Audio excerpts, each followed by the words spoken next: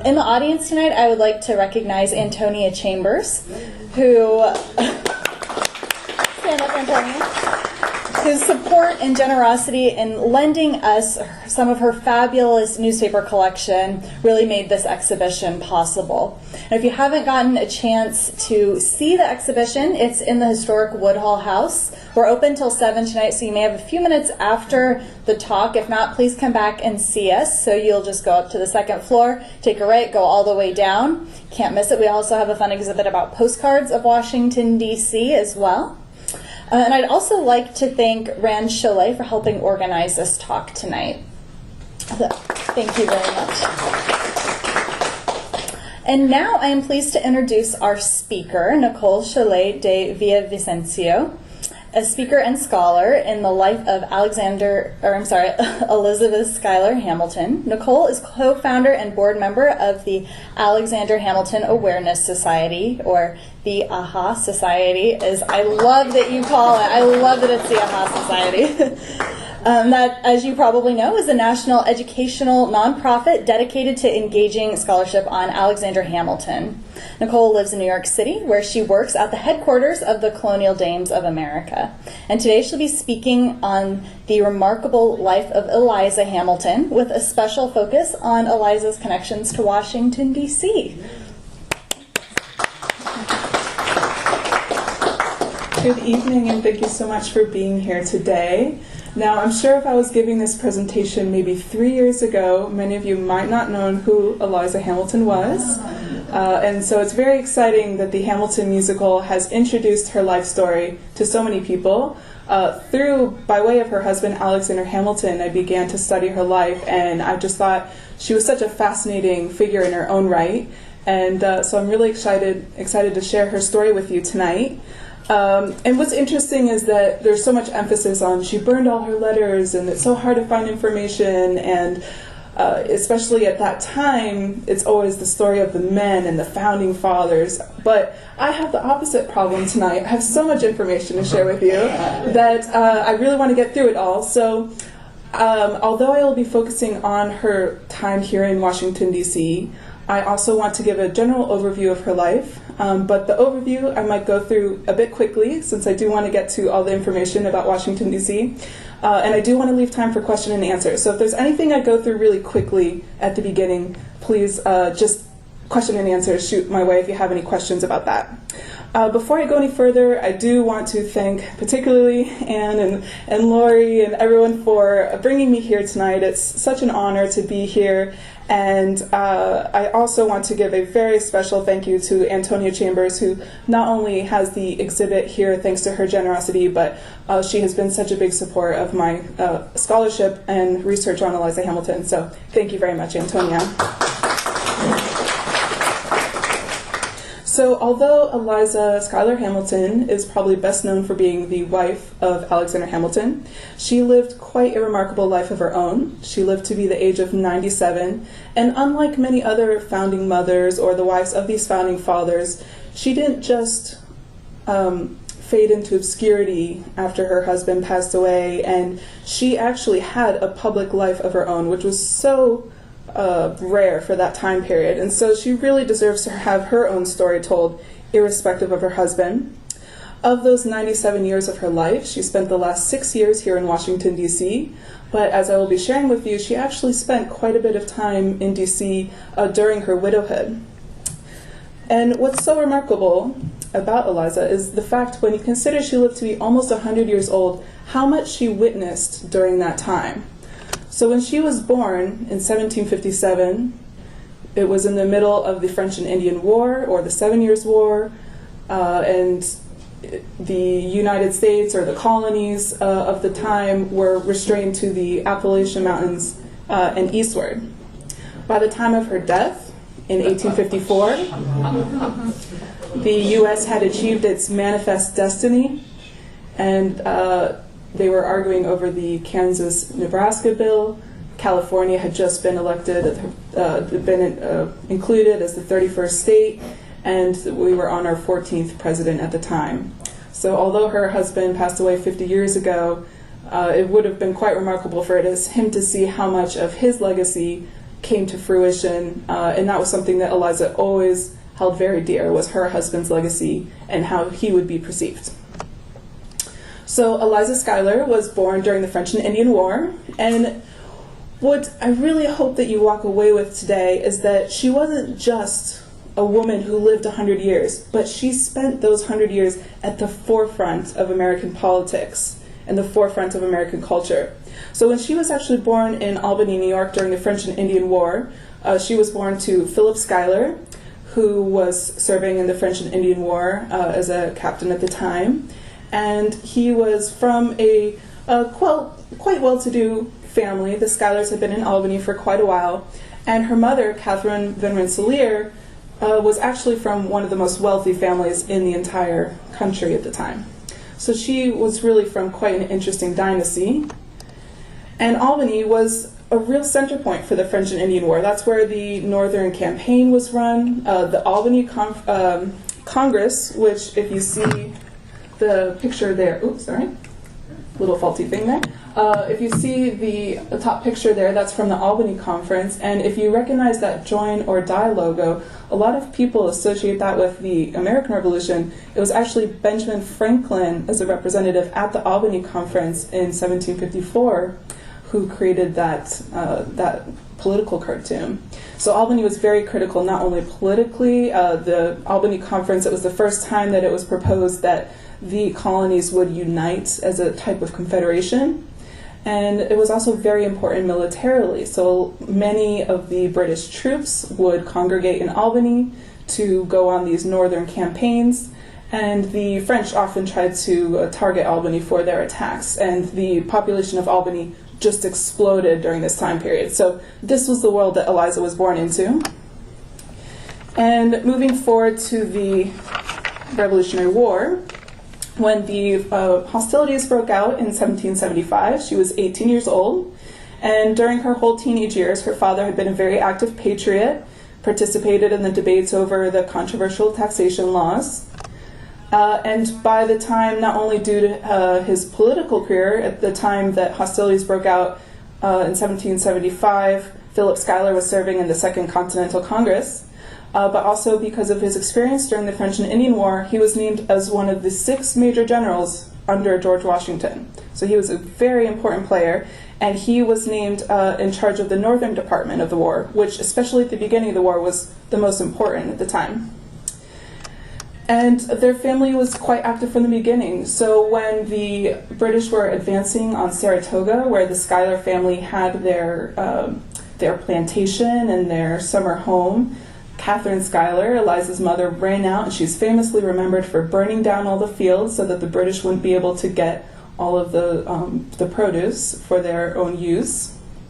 And British General Burgoyne actually burned down the Schuyler house and Saratoga. This was what was reconstructed and still stands there today. But what's quite amazing is that when Burgoyne surrendered at Saratoga, and it was a very important victory for the Americans, Burgoyne actually went and stayed at Eliza's home. Philip Schuyler invited his the vanquished general, to come and be prisoner, quote unquote, but quite a comfortable stay at his home. There's a great story of one of Eliza's younger brothers running into the room with a fake pistol and saying, "You're all of my prisoners!" And so the family was very involved, and not only did Eliza meet Burgoyne, but because of Philip Schuyler's prominence, it was home for many passing important politicians. Benjamin Franklin stayed at the home and actually taught Eliza how to play backgammon, which was a love for the rest of her life. There was a kidnapping attempt where a bunch of Tories tried to break into the house and kidnap Philip Schuyler, and it was quite a bloody affair. So Eliza was extremely on the forefront of everything going on. Now, in the winter of 1780, Eliza goes to Morristown, because not only is her father an important figure, but her uncle at the time is serving as Surgeon General of the Continental Forces up in the northern part. And so she goes to stay at this house, which today is known as the Hamilton Schuyler House, because this is where she met Alexander Hamilton. Alexander Hamilton was an aide-de-camp, or a military secretary to George Washington, and they were staying here at this home at the Ford Mansion. And so very close proximity, just less than a mile away from each other, and it was here where they became smitten and courted and soon got engaged. And after they got married back at Eliza's home at the Schuyler Mansion, Alexander Hamilton went to Yorktown, and he was a very important part of the battle, and it was the battle that, when the Americans won, finally led to the peace talks. And if you look at the bottom right-hand corner, you will see, if you can make out, Alexander Hamilton is in that portrait. So after the Revolutionary War, I'm sure that the Hamiltons thought that they would just be going back to a normal life and starting their family, which they had begun to do. But they were quickly involved in the creation of the federal government.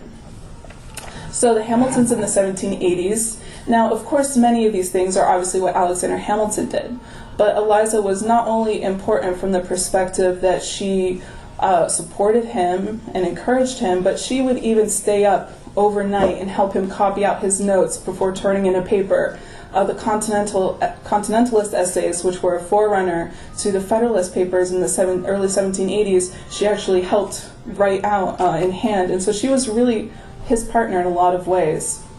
So as her husband began to rise, he served as a delegate to the Continental Congress and actually turned down a mutiny that caused the capital to shift away from Philadelphia. He served in the New York legislature. He was a very important figure at the Annapolis Convention, which then led to the Constitutional Convention, where he played a very pivotal role. He was, of course, the father of the Federalist Papers. He was very critical for the ratification in the states with the U.S. Constitution, particularly in one of the key battle states of New York. And then Alexander Hamilton became Secretary of Treasury. And Eliza was thrust into the world of what the 19th century historian Rufus Griswold dubbed the Republican Court. And this is a really great image painted later, but of Martha Washington's levees that she would have, and these very elegant gatherings. And so Eliza would have been a very frequent member of the quote-unquote Republican Court. So in addition to raising a large family at the time and taking care of the house, she kept supporting her husband's career in any way necessary. And they continued on until 1795. They moved to Philadelphia when the capital moved to Philadelphia, which I'll talk a little about a little bit later. And so she was his partner in every way. And when they finally moved back to New York, again thinking they might have a little bit of a tranquil life, Hamilton continued to be a very critical leader of the Federalist Party. He had a very important law practice, and in fact he was called back to Philadelphia to argue the first case testing the constitutionality of a law. And so again, remaining in the public eye, remaining very relevant to national politics. In 1797, that was when the Reynolds affair went public, and I'll get into a little bit of that later, of why it went public and how that happened. Alexander Hamilton then served as Major General during the Quasi-War, and both of them began to build their summer home, or their country estate in Hamilton Grange, which today is still in Upper Manhattan, but it was in the country at the time. And Eliza, having grown up on this beautiful large home, which the Schuyler Mansion at the time in Albany was known as the Pastures, and just had beautiful gardens. I think this was Hamilton's way of trying to give her a really beautiful home out in the country. She was very passionate of flowers, and so it was sort of her country retreat. And when her husband passed away in 1804, after a duel with Aaron Burr, she was obviously very devastated. And for the next 50 years of her widowhood, she always wore a black dress with a widow's cap, never changed style, and that sort of became her distinctive look. And so that was just a very, obviously she was very in love with which she always called him Hamilton, my dear Hamilton. That was how she referred to him. And so after she became a widow, like I mentioned before, she did not fade into obscurity, and she actually became a public figure in her own right, which was quite remarkable. So she was a very big philanthropist. She helped establish the very first public orphanage in New York City. And not only did she establish it, but she actually served first as the second directress and then the first directress, which was essentially the president, for decades, until she was well into her 80s. So she was always very active. And in fact, although everyone talks about how they had 8 kids, well, she actually her and Alexander adopted a Revolutionary War orphan, and in a way, she also adopted many of these other orphans that came into this asylum society and looked after them and tried to help them better their lives. Another really fascinating thing is that when she was living up in Hamilton Grange, at the time it was a very rural area, and the children of the area didn't have the money to travel to a school because there wasn't anyone close by. And so Eliza was actually really worried about this, and not only did she donate land from her estate, but she worked with others to win a charter from the legislature of New York to create the Hamilton Free School, and that was the first public school in Washington Heights. And she was also a very pious woman, very active in church, and she also helped establish the St. Michael's Church uptown as well. So as you can see here, this is a picture of the Hamilton Grange from around the 19th century. She actually lived in the home until 1833, so it's quite a long time. And the really amazing thing when I'm talking about all her philanthropy is that she didn't have much money herself. So when her husband died just 2 years after the construction of the Hamilton Grange, and also he'd taken many pay cuts to serve as a public servant as Major General and Secretary of Treasury, he died in debt because he just finished building this house. And so that house was actually foreclosed upon after Hamilton's death, and the friends of Hamilton felt this was such a tragedy that they secretly bought the house back and deeded it back to her so that she could continue to live there in peace. And so she did live there with several of her children until 1833. She later moved down to the East Village, and this house still stands. It's a Hamilton Holly house, and she lived there with her son Alexander, his wife Eliza, her daughter Eliza, and her husband Augustus. And so they all lived in this home together, and then they also lived briefly at 63rd Prince Street in downtown New York. And Eliza finally moved to Washington, D.C. when she was about 90 years old. And despite her late move to Washington, D.C., we think, okay, well, she only spent 6 years living in Washington, D.C. She actually made a lot of visits here before that official move. But first, I just wanted to go through some of the other Hamilton connections to the national capital, because it also tells her story. So first, her husband, Alexander. Of course, Washington, D.C., many of us know, thanks to the musical, that it was selected as the national capital as part of a compromise. So the debate over Hamilton's fiscal plans was also coming about into Congress at the same time that there was a debate of moving the capital away from New York, where it was at that time, to a more southern location or a more equidistant location for Southerners to reach to. So Congress came to a compromise. We'll approve of Hamilton's funding plan and everything that went into that, and we'll move the capital down to Washington, D.C., which was just swampland at the time. So in the meantime, they had the capital temporarily in Philadelphia for 10 years. And so, again, this was largely in part thanks to Hamilton's policies that Washington, D.C. even ever ended up here. Now, did Hamilton ever come to Washington, D.C.? Well, sadly, he almost did. He was a member of the Society of Cincinnati, which was a fraternal organization created for officers of the Revolutionary War. It was largely created to sort of act as a lobbying group to help provide pensions for widows and look out for each other, as well as serving as a fraternal organization. It still exists today, and they have their headquarters at Anderson House here in Washington, D.C., so if you haven't been there, truly recommend it. And there's another really lovely Hamilton exhibit going on there as well. And we have Michael Newton here, who's another Hamilton scholar, to give a wonderful talk on Hamilton's Revolutionary War service at the Anderson House last night.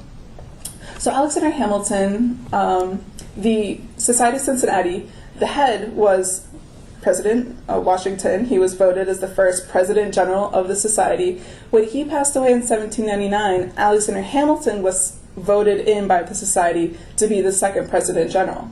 And so at the time in 1802, when he was President General, he was supposed to travel to Washington, D.C. for the triennial meeting, but his trip was interrupted by an accident. Now, I'm still researching into what this accident was. I don't know, but he had every plan and intention to be here. And so it's a shame that, from my research at least, I haven't found that he's ever actually made it to D.C. himself. But his son, and Eliza's son, James Alexander Hamilton, did stay here in Washington, D.C., and he played a very interesting role as advisor to Andrew Jackson. Now, that might be surprising because Andrew Jackson was obviously of very different politics than Alexander Hamilton. And so James Alexander Hamilton had met Andrew Jackson when he had traveled out west on a trip as a representative and visited at Andrew Jackson's house. And he also, James Hamilton, had served as aide-de-camp to Martin Van Buren, who you can see on the right here. And so he had a very close friendship with both of these men. And although you wouldn't think that they would naturally be allies of a sort, James did identify as a Democrat, and what really bonded the three of them was the primacy of the Constitution, which was obviously something very Hamiltonian, and not believing in nullification, which was also something that Hamilton was against. So even though it seems a little odd at first, they did have a bond, and it did have that sort of inherited that from Alexander Hamilton.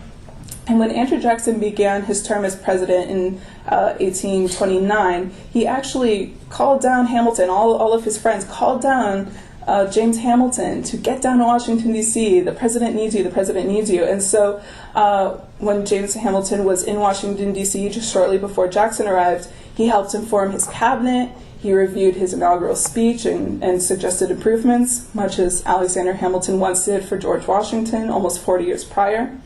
And on February 20th, in a private meeting, Andrew Jackson said to James Hamilton, "You must remain here. I cannot spare you. I want you near me." To which Hamilton replied that he was wholly prepared to devote his whole time to promote the success of your administration when and wherever I can be useful to you.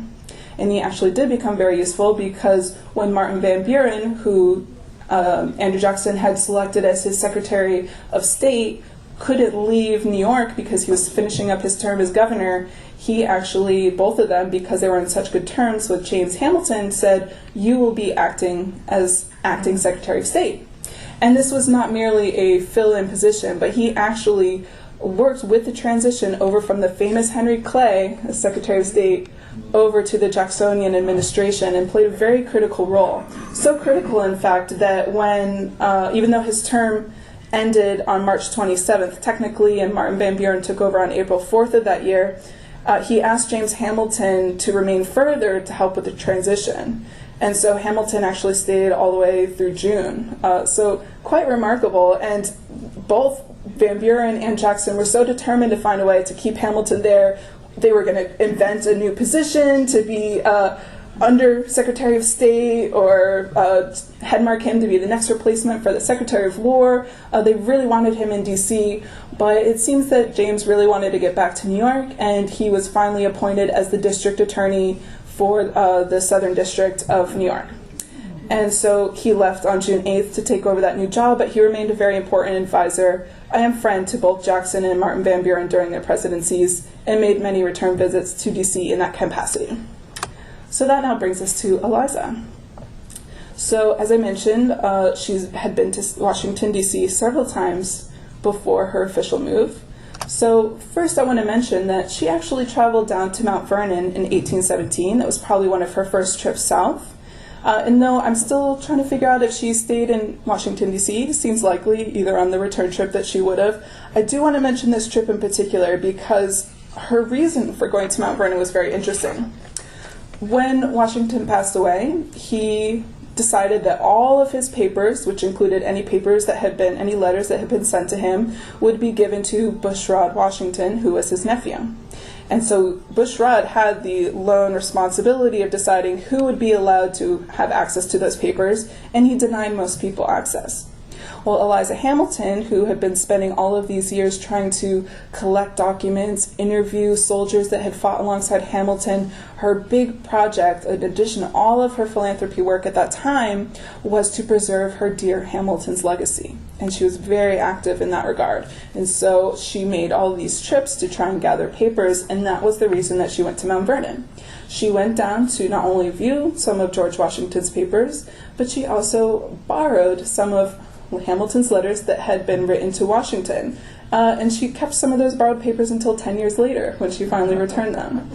But what's really remarkable is that she wasn't just trying to collect some papers, but she was in fact trying to gather enough proof to show that it was Hamilton that had drafted Washington's farewell address. That was such an important document at that time, and it would have been many of the contemporaries that knew that Hamilton had drafted it or had played a pivotal role in drafting it, felt that it would be so damaging for anyone to find out that it had not been drafted by Washington, but by Hamilton instead, that they really tried to dissuade her from that. They tried to keep the papers from her. She even, filed suits against the people that had held these papers. And so her big reason for going down to Mount Vernon was to copy out and to borrow the drafts and to be able to compare and show with official proof that, no, my husband is the author of this document. And we'll get a little bit more into that as well. So one of her definite visits to Washington, D.C. is very interesting. So she was in Washington, D.C. around 1825, and this was just as James Monroe was leaving his 2 terms as president, and he decided to call upon Mrs. Hamilton, knew that she was in Washington at the time, because when the Reynolds affair became public, it seems very likely that it was James Monroe who had kept copies of all of the Reynolds correspondence that Hamilton had showed to prove that, no, I was not a corrupt politician, I did not take any money from government, I did have this affair and I paid these bribes off, but I'm not guilty of corruption. And so James Monroe was one of the people that these papers were shared with, and James Monroe slipped these papers, even though he had sworn as a gentleman to never share these papers with anyone, had slipped these papers to a friend who later published them, and that is what made the Reynolds affair, which had occurred back in 1791, a big public scandal in 1797. So Eliza Hamilton was not a big fan of James Monroe. And James Monroe, as president, finishing out his terms, called upon her, and she was so angry that when he came in and she said, "What is he doing here?" "Well, okay, see him in. I will see him."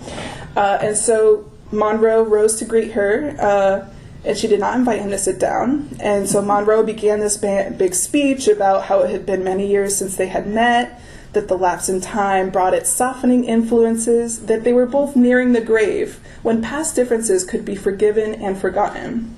And Eliza's response to him was, "Mr. Monroe, if you have come to tell me that you repent, that you are sorry, very sorry, for the misrepresentations and the slanders and the stories you circulated against my dear husband, if you have come to say this, I understand it.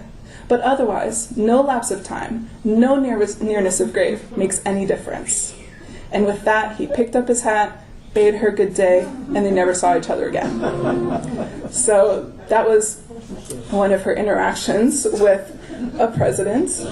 And what's really remarkable is that, as I mentioned, Eliza lived to the 14th president of the United States. Well, she knew every single of those 14 presidents, which is quite remarkable. So she obviously knew very intimately Washington, in fact had lived in the same house with him when she was newlywed and living with Alexander Hamilton, who of course would be living with Washington at his headquarters in Newburgh. She obviously knew Jefferson and Adams and Madison and very intimately, but even all of the presidents after that always came to pay her respects for being such an important figure. So in 1833, Eliza was back in Washington, D.C., and as I mentioned, James Hamilton was a very close advisor of Andrew Jackson, and so Eliza went to visit Andrew Jackson in the White House while she was here in Washington, D.C. And so Andrew Jackson has this really nice letter written to James saying that he had received a letter, that Eliza had hand-delivered a letter to him from James, and that he was so gratified to find that she retains all of her faculties and has clear recollections of our past history, in which her deceased husband acted so conspicuous a part. So remember, again, Jackson and Hamilton are considered to be very opposite sides of the spectrum, but he did at least respect him and complimented him in several ways, at least to James Hamilton. And Eliza had walked every single day from the house, Mr. H, the house that she was staying at, to the Capitol. And Andrew Jackson concluded saying that he wished he could pay more time to her, but that he was very impressed with her. On another visit in 1842, Eliza was at a ball hosted by John Tyler at the White House. And this is a really great letter. So again, this concept that all of Eliza's letters are gone isn't true, and I'm so excited to be able to share. These are her actual words, her actual writing. This is a letter that she wrote to her sister-in-law, and you can see her great wit on display, as she really loved being made a fuss over as the last relic of the Revolutionary War, but she just laughed, and this is such a funny quote where she says that, you and I have had these conversations that everyone's going crazy, going cracked. And last night I was at the White House where there was the biggest assembly of every important person in the nation, and yet a very old lady with a cap that the fashion had not changed for the last 40 years, nor her dress since the birth of her first great-grandchild, she was bowed about at the great ball. Now, my dear, does not this folly make good our conclusion? So I just love seeing that little bit of wit that Eliza had. And in this other visit, Eliza comments that, during John Tyler's presidency, that she had been very kindly received, although the party in power was of different politics than yourself. James identified as a Democrat. And she said that my conduct is to be of no party, but to respect myself, which I think is another really lovely quote. Now, why was Eliza, and then here's another visit. James Polk wrote in his diary about how Mrs. Hamilton was so remarkable that she retained her intellect and her memory. And that's what you hear from all of these great men. They're so amazed at, at this point she was 89 and just so amazed at her recollection, and the story she was able to share was just so impressive to everyone. So why was she coming so often to Congress? Well, part of my theory, one of the many reasons, was that she was petitioning Congress. So one of the main petitions that she made, when Alexander Hamilton was serving in 1783 as a member to the Continental Congress, which I mentioned earlier, he was not only in charge of the war committee, but he was also really trying to work to make sure that the soldiers received their pensions. Keep in mind that many of the soldiers fighting hadn't been paid in years. Congress had been making a lot of empty promises. And so one of the sort of compromises that was made was that the officers and that the army soldiers would receive these pensions in exchange for not having been fully paid during the war. Well, Alexander Hamilton felt that he had no right to participate in these debates and advocate on behalf of all these soldiers if he himself might be receiving this pension. He didn't want anyone to accuse him of corruption or that he was looking out for his own interest. So he decided to waive his own claim to a pension. And so he never received any money for that time the way many other soldiers did. And so he did that based on that principle. Well, when Eliza later was a widow and obviously was very much in need of money, she went back to Congress and asked to be granted that soldier's pension, which he was rightfully due because he had never received any money. And what's very interesting is that she waited until 1809 to submit this petition. because Thomas Jefferson had finally left office. And even though she submitted this petition in 1809, she was denied the first time. And it took 7 years to finally be granted that pension. And then another pension for the Army took until 1837 to be granted. So a long time until she actually got this payout. And she finally was successful. The Special Act of Congress in 1837 gave her $30,000, including land.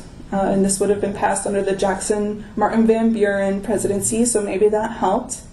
And this document here to the left on the screen is actually Hamilton's 1783 commission as lieutenant colonel, which was one of the documents that she submitted as part of her petition for the pension. So now we have Eliza moving to Washington, D.C. There's very interestingly, even though I've always seen that people say that she moved there in 1848, I think she actually was already there as of December 1847, because there's a note that she was present in the city, and the reason was because she was going to petition Congress to buy her husband's papers. She had now been, this is 47, so she had been collecting these papers for 43 odd years, and she finally had enough of these papers gathered together that she was going to turn it over and sell it to Congress to make sure not only that Congress had these in their possession, but they would print them and make them into beautiful copies that then would be preserved for posterity and able to be shared, so that her husband's legacy, once again, would be shared with the public. And she called her work gathering these Hamilton papers as the most interesting business of her protracted life. So finally, by 1847, she was ready for this, and Senator Albert Collins Greene presented this petition that they would publish the writings of her late husband. And it was in January that the bill, which authorized $20,000 to be paid to Mrs. Hamilton for 1,000 copies of each of 5 volumes, which Hamilton's writings they thought would cover. Today, I think we know there's well over 26 published volumes, in addition to many unpublished pieces. And also the papers would then go into the Library of Congress, which today forms the large chunk of Hamilton papers that is on deposit there. So it took until January for the bill to be read out, and it passed in the Senate on April 14th, was enacted August 12th, and then it took several more years between 1850 and 1851 for these papers to officially be published. So I think one of the major reasons that probably finally brought her down here was to oversee that, all those months of waiting, making sure that it would be passed by Congress to finally, before she passed away, to make sure that her husband's legacy was preserved. And so she remained here, and one of her other sons, John Church Hamilton, was in charge of publishing those papers. So one of her homes, at least the home of the last few years of her life, was at H Street, just between 13th and 14th today. So you can see that it is quite close to the White House and the Treasury Department and everything. So I'm going to run through this a little bit more quickly than I'd like, but obviously many people now know that she was involved with the Washington Monument fundraising. And so what's really interesting is that when George Washington passed away in 1799, Congress, proposed by John Marshall, voted to build a monument. Well, when the Democratic-Republican Party under Jefferson took control in 1801, that decision was reversed, and so there was no monument built. And for the centennial of George Washington's birth in 1832, Congress revisited this idea, and finally it was a private society, the Washington National Monument Society, that came together to form to raise the money. And they hired, after many years, Robert Mills, who had designed the Baltimore-Washington Monument. He also was in charge of constructing the U.S. Treasury. And so this was his design, and I think one of the most interesting things, and I, just as a personal speculator, wonder if the idea to have statues of 30 prominent Revolutionary War heroes, if that might have been something that interested Eliza to the project, because Hamilton likely would have been included in that. And so there were many fundraising methods that were chosen. This is a lithograph which could be given to donors in exchange for their donation. For many years, the problem was that because the society wanted to have as much of the United States participate in contributing to the monument, they had limited the donations to $1 per year. And so, although they had requested a monument that would be costing $1 million to build, by 1847 they had only raised $87,000. And that was when they brought in the women. And so the Monument Society in 1847, so they'd been around since 1833, requested Eliza Hamilton, who was then 90 years old, Louisa Adams, the wife of John Quincy Adams, 72, and Dolly Madison, 79, to help lead women's fundraiser groups to raise money for the National Monument. And what's really fascinating is that this was actually a very successful approach in the Revolutionary War. Esther Reed, who was the wife of the Pennsylvania president, was responsible for raising a lot of money that went to the soldiers, and so they used a very similar model to raise money for the National Monument. And Eliza Hamilton was also in attendance, and she had a place of honor for the laying of the cornerstone on July 4th, 1848. Both her and Dolly Madison were on the platform, and 20,000 people were in attendance, including a young Lincoln, a young Lincoln who was in Congress at this time was there, and so many other important people, but that's just a very interesting thing to know. Construction halted in 1854 when funds ran out and the Know Nothing Party took over, which coincidentally is also the year that Eliza passed away. So this is the last view that she would have had of the Washington Monument under construction. And it's interesting to see that although they had to simplify the designs and cut out the porticos and the beautiful statue of Washington, that we still have these 50 flags representing the states, sort of echoing that portico theme. So we're running a little behind time, but I do want to just go into Eliza in her 90s.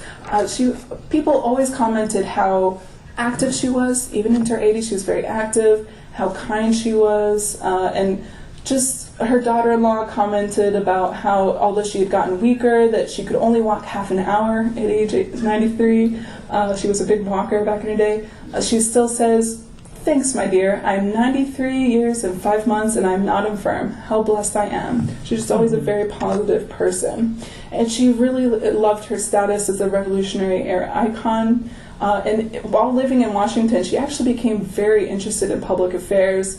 And she was known as the last relic of the Revolution because eventually Dolly Madison had passed away, and there really was no one else for all of those years that she was around. And what's really interesting is that after dinner, about an hour every day, everyone from Washington society would come by to visit her in the parlors, and she still wore her black widow's outfit with her white cap, but she was just always recognized for being so together with it and so able to share all of these recollections and fascinating stories of the time that Washington put out a fire on the roof, bringing up a bathtub and dumping the water on the roof. All these things just really fascinated people. And just to go through really quickly some more examples of the different presidents that she met, here was a funny story from a newspaper that Zachary Taylor, within the first 2 weeks of his office, rode up and down in the hills in pursuit of Mrs. Hamilton because she just changed her house, and he finally found her and enjoyed the interview. Millard Fillmore visited her on New Year's Day, 1853, and sat with her, and then she later had dinner. And what's really interesting is that later in life, Millard Fillmore actually would remarry at the Schuyler Mansion, which is also where Eliza got married. Franklin Pierce, at age 95, she still went to a White House reception with Pierce, and she was again attended around the room, and it was quite remarkable. And so just to close out her passing, she had been living with her daughter, Eliza Hawley, for all of these years in Washington, D.C., and James Hamilton, who's been a very prominent figure in this story, received a letter from his sister, Eliza, on the 8th of November, 1854, saying that the mother was quite sick. So he went immediately to Washington, spent the day with her, and stayed up with her all night. And around 11 at night, Eliza asked him to change the bedclothes at her feet, which he did. And then he bowed his head to see if there was any change in her countenance. She put her arm around my neck, pressed me to her, kissed me most affectionately, and said, "God bless you, you have been a good son." The arm was relaxed, there was a slight hiccup, a slight discharge of dark colored liquid from the sides of her mouth, and she was dead. Her pulse and breath were gone. I wiped off her mouth, kissed her, and called her my sister. Her intellect seemed to be as clear as the last moment of her life as it ever was. She was a most earnest, energetic, and intelligent woman. Her activities, philanthropy activities, were incessant. So that concludes her life and my speech, and thank you so much.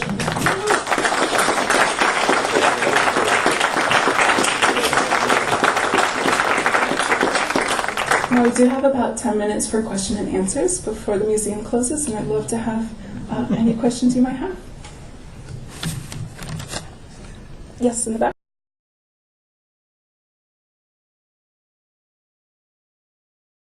So that's a really interesting question. William Henry Harrison was only in office for a month, but her son, Alexander Hamilton, was aide-de-camp to William Henry Harrison in the War of 1812. Which one? William Alexander Jr. Yes.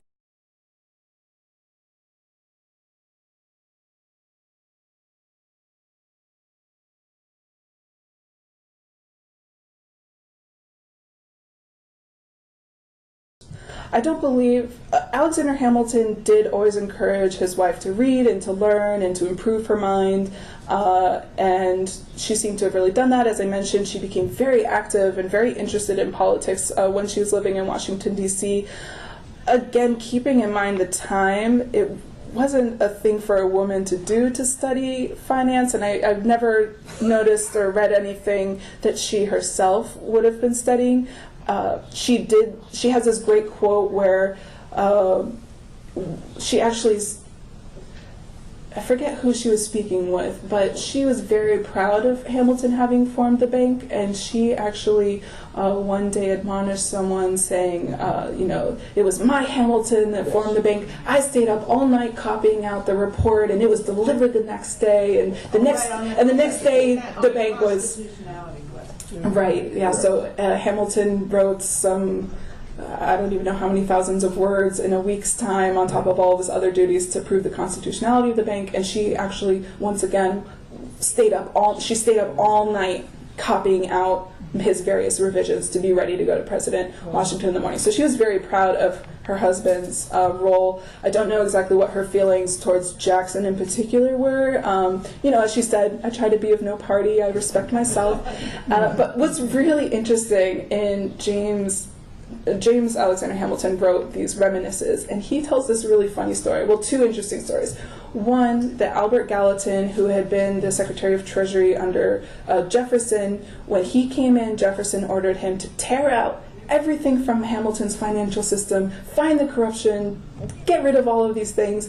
And Gallatin came back and said, "This is the most perfect system ever devised. If you remove but one piece, the whole system will collapse." And so, although Jefferson continued to badmouth Hamilton's policies, he actually ran his entire presidency on that platform in many ways, with some adjustments. But Gallatin became quite a fan of Hamilton's policies later as Secretary of Treasury. And another interesting anecdote from the reminiscences is that Andrew Jackson, keeping in mind that he was voted as a popular leader, he wasn't known for being educated and quite aware, that he actually told James that, your father was against the bank. I know that he was against the bank. I mean, that's how ignorant he was of the situation. So he was convinced that Alexander Hamilton was, against the bank, although it had been his creation. So, like I said, it seems a surprising connection, but James and he did find connections on other grounds that I think Alexander Hamilton would have felt very strongly about. And in fact, James worked really hard because people were trying to dredge Alexander Hamilton's name into the nullification crisis because some of the Federalists had tried to propose breaking away as a Northern Confederacy, and they tried to say that Hamilton supported that. Well, he actually was against that, and so James worked really hard. He always cherished his father's legacy and worked, and part of the reason he wrote this book was to vindicate a lot of his father's legacy and everything like that. So, yes.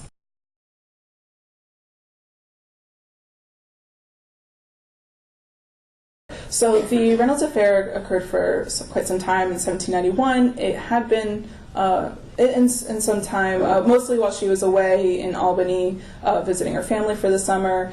And so I'm just giving the best, because I am still researching this, and there is no first-hand account, at least that anyone has found. If you hear anything, let me know. We don't have any letters or knowledge of how exactly she felt at that moment. The interesting thing is that I found some letters from Hamilton saying that he was going to Philadelphia to try and deal with something, and I think that he, if I interpret it correctly, because it was around that same time, that he might have been going to try and deal with the Reynolds affair. So I'm curious if he had already confessed to her at that point.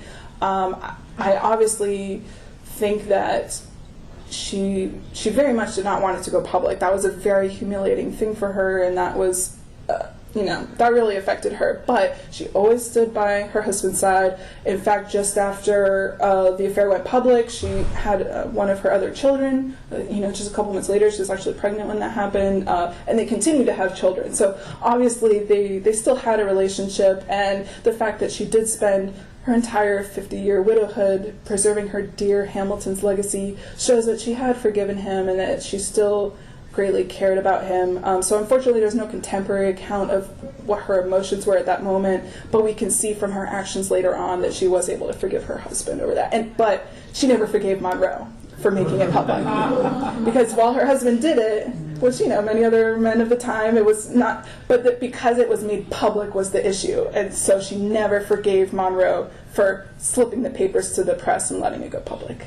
Yes? So sort of related, the musical implies, I think, that there maybe would have been a stronger match between Angelica Schuyler and Hamilton. Mm-hmm. Maybe that's just how I interpreted some of the lyrics. Yes. So I'm asking, I guess, if you've discovered anything that aligns with that, or was it done for the musical's purposes, dramatic effect? Great question. So did Angelica and Hamilton, were they better suited, or what's the story there? So the musical is very good at being accurate in most things, but that is an area where Lynn takes a lot of liberties to tell a great story. Mm-hmm. The reality is that Angelica was already married at that time, and so there isn't this whole concept of her being at Morristown and turning Hamilton over to Eliza. None of that ever happened. None of that existed. Okay. Angelica had actually eloped beforehand, and Eliza was the only one of her sisters not to elope. So he actually wrote and asked permission of Philip Schuyler, who had come to Morristown a little bit later, wrote to Eliza's mother back in Albany asking for permission, and they had to wait until the summer campaign of 1780 had ended before they could finally get married in December, after they'd been courting since the year before. So that was quite a long time. Now, where Lynn got that inspiration for that story is that Angelica and Hamilton do have these very flirty letters. There is a letter where he puts the comma and she comments on it. So that is all lifted from the truth. And just from my own interpretation, they were both very flirty individuals. But it was a different kind of flirty. It was a lot of wit. And so they enjoyed sort of teasing each other, and Angelica also corresponded with Thomas Jefferson and was quite flirty with him, but she was that way. She was sort of a woman of the salon. She had, she was very important actually over in England, and so that was just her way. And Hamilton was sort of that way too, and there's also a sort of a quote where Angelica once wrote to her sister, like, "I wish you would just lend me Hamilton for a while," also sort of teasing. And what I say when people try to interpret this, they must have had like a salacious affair. Well, keep in mind that Eliza was reading these same letters wrote on the same piece of paper. You know, she knew that all of this correspondence was occurring. So if it was actually something that was secretive and hidden, it wouldn't have happened on those notes because, you know, Eliza was also writing on that same piece of paper and reading the same piece of paper. Eliza and Angelica were extremely, extremely close, just very much so, and as well as Alexander and her husband. The four of them called each other like the four friends. Like when they finally moved back to New York City, they were very close as well. So hope that sort of clarifies a bit the thing. So, and I think we have time if just one. No, okay, sorry guys, it's 6:59 and they're really wanting us out at 7. So thank you so much. Sorry I couldn't answer more questions, but thank you for being here.